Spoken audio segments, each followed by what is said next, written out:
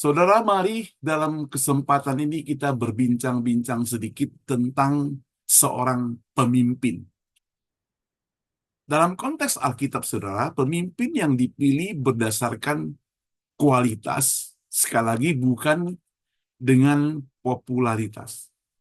Dengan demikian menekankan betapa pentingnya karakter dan kemampuan moral, saudara. Nah, berikut ini, saudara, ada beberapa prinsip yang saya ringkaskan, hal-hal yang diambil dari Alkitab mengenai pemilihan seorang pemimpin berdasarkan kualitas. Ya. Yang pertama, saudara, karakter dan integritas. Pemimpin harus memiliki integritas. Jadi dia transparan dari dalam dan luar, harus transparan, terlihat sama. Jadi integritasnya harus tinggi. Dia menjaga moral, menjaga karakter, menjaga seluruh kehidupannya. Misalnya dalam 1 Timotius, saudara, pasal 3 ayat 2 sampai 7, saya bacakan buat kita sekalian. Di sini dikatakan syarat bagi penilik jemaat. Benarlah perkataan ini, orang yang menghendaki jabatan pemilik jemaat menginginkan pekerjaan yang indah. Karena itu, penilik jemaat haruslah seorang yang tak bercacat. Dalam hal ini, perbuatannya, gitu ya. Suami dari satu istri, jelas ya, dan dapat menahan diri, bijaksana, sopan, suka memberi tumpangan, cakap mengajar orang. Dan yang ayat ketiga dikatakan bukan peminum, bukan pemarah, melainkan peramah, pendamai, bukan hamba uang. Seorang kepala keluarga yang baik disegani dan dihormati oleh anak-anaknya. Jikalau seorang tidak tahu mengepalai keluarganya sendiri, bagaimana ia dapat mengurus jemaat Allah? Janganlah ia seorang yang baru bertobat, artinya harus pengalaman, agar jangan ia menjadi sombong dan kena hukuman iblis. Hendaklah ia juga mempunyai nama baik di luar jemaat, agar jangan digugat orang dan jatuh ke dalam jerat iblis. Jadi itu, saudara, kalau kita ikuti syarat-syaratnya, tidak bercela, bijaksana, tidak serakah, mampu mengajar. Selanjutnya, saudara, kalau kita ringkaskan, punya kebijakan, kebijaksanaan, dan pengetahuan. Pemimpin harus memiliki kebijaksanaan dan pengetahuan untuk mengambil keputusan. Karena dia tahan emosi, maka dan tahan diri, maka dia itu mesti mengambil keputusan waktu tidak dalam keadaan bermasalah.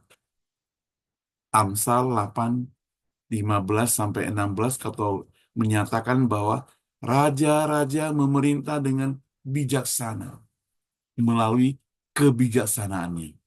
Salomo disebut raja bijaksana karena dia mengadili 2 orang perempuan yang memperebutkan 1 orang anak dengan sangat-sangat bijaksana.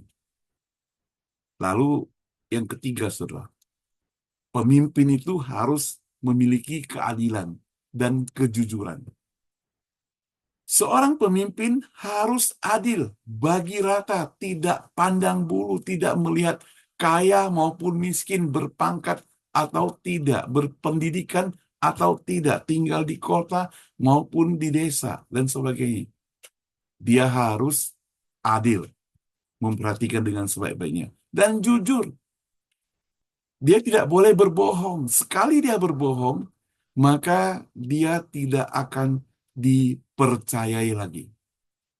Misalnya dalam 2 Samuel 23 ayat 3 sampai 4 di situ kita bicara Daud menyatakan bahwa pemimpin harus memerintah dengan adil ditambah dengan takut akan Tuhan.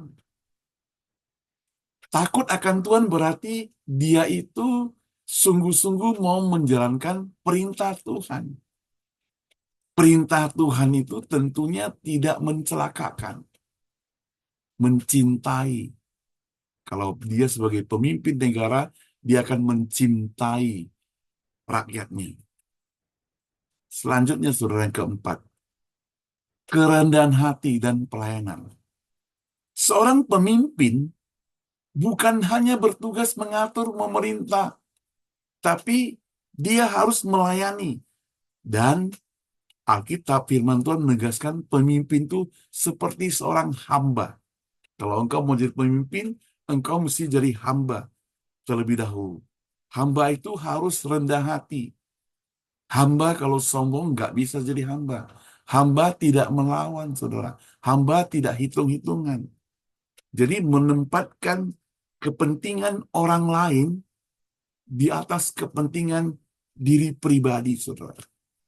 Itu seorang pemimpin yang baik, yang punya kerendahan hati, yang punya hati untuk melayani, yang ingin orang lain itu lebih baik.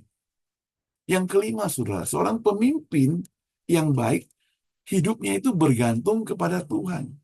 Pemimpin harus bergantung pada Tuhan untuk membimbing, dapat bimbingan dan kekuatan. Dalam 1 Samuel 16 ayat 7, Tuhan menekankan kepada Samuel bahwa dia melihat hati manusia, bukan penampakan dari luar.